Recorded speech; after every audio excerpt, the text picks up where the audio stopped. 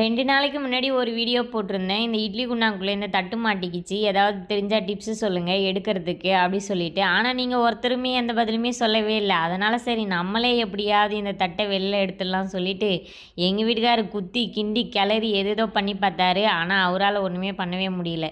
சரி நம்ம எடுத்து இந்த ஆப்ரேஷன சக்ஸஸ்ஃபுல்லா முடிச்சிடலாமே அப்படி சொல்லிட்டு, நானும் அதே ஸ்க்ரூ டிரைவரையே வாங்கி, நானும் ஒரு 4 கிண்டு கிண்டி, குத்தி குத்தி ஏதேதோ பண்ணி பார்த்தேன். சரி மத்த வச்சு ஒரு தட்டு தட்டி பார்ப்போமே அப்படி சொல்லிட்டு மத்த வச்சு டப்புன்னு தட்டினோனே டொப்புன்னு ஓட்டை போட்டுக்கிச்சு. ஐயய்யோ! மொத்தமா முடிச்சு விட்டேன் நான் ஜோலிய. என்ன பண்ணுறது? லைட்டாக தாங்க தட்டினேனே, ஆனா அது டப்புன்னு ஓட்டை போட்டுக்கிச்சு. நான் ஸ்ட்ராங்கா இருந்தேனா இல்லை குண்டா வீக்கா இருந்துச்சா என்னன்னு தெரியல.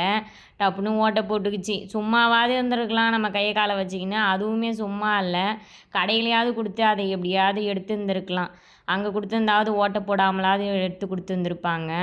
அதுவுமே இல்லை. நான் ஓட்டையை போட்டு விட்டேன். இது அவ்வளோதான் முடிஞ்சு போச்சு குண்டானோட சொல்லி. சரி தட்டியாவது எப்படியாவது காப்பாற்றலாமே அப்படியே சொல்லிட்டு எதையாவது பண்ணலாமே சொல்லிட்டு யோசிச்சுட்டு இருந்தேன். அதுக்கப்புறம் தான் என்னுடைய ஃப்ரெண்டு பார்த்தீங்கன்னா வாட்ஸ்அப்பில் மெசேஜ் பண்ணியிருந்தாங்க. தட்டை குண்டானை வந்து சூடு பண்ணிவிட்டு டப்புன்னு தட்டினா டொப்புன்னு வந்து அந்த தட்டு வெளில வந்துடும் அப்படி சொல்லிட்டு நானும் சூடு பண்ணி டப்புன்னு தட்டி ஏதோ பண்ணி பார்த்தேன். ஒன்றுமே பண்ண முடியல. கடைசியில் கை வலி வந்தது தான் மிச்சமே. ஆப்ரேஷனை நான் சக்ஸஸ்ஃபுல்லாக பண்ணி முடிச்சிட்டேன். ஆனால் என்ன பேஷண்ட்டை தான் காப்பாற்ற முடியல. இதில் என்னுடைய தப்புலாம் எதுவுமே இல்லை. பேஷண்ட்டு வீக்காக இருந்தது மட்டும்தான் தப்புங்களே. பேஷண்ட்டுக்காக பரிதாபப்பட்டு ஒரு லைக்கையும் சப்ஸ்கிரைபையும் அப்படியே போட்டு விட்டு போயிடுங்க. பாய். இன்னொரு வீடியோவில் பார்க்கலாம்.